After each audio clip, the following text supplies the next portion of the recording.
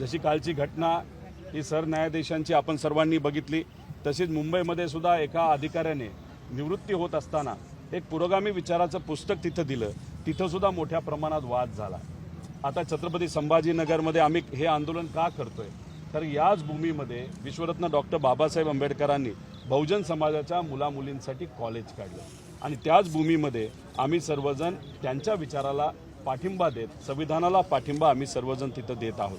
पण झालं असं आहे की गेल्या काही वर्षांमध्ये आपण जर बघितलं तर भाजपचे मोठे मोठे नेते हे मुद्दामून बहुजन समाजाच्या छोट्या नेत्यांना पुढं करतात, स्वतः स्वच्छ राहतात, पण ह्या बहुजन समाजाच्या छोट्या नेत्यांना खालच्या लेवलला जाऊन मुद्दामून त्या ठिकाणी बोलायला लावतात, जेणेकरून बहुजन समाजाचे नेते हे बदनाम झाले पाहिजे, आपण मात्र तिथं स्वच्छ राहिलो पाहिजे।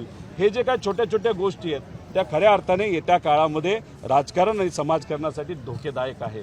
त्यामुळे मनुवाद परत आणण्याचा कितीही ताकदीने कुणी प्रयत्न केला तरी सुद्धा आम्ही महामानवांच्या विचाराचे कार्यकर्ते या वादाला तिथं बाजूला ठेवू आणि संविधान आणि लोकशाही या देशामध्ये कशी राहील यासाठी आम्ही सर्वजण प्रामाणिकपणे प्रयत्न करत राहू।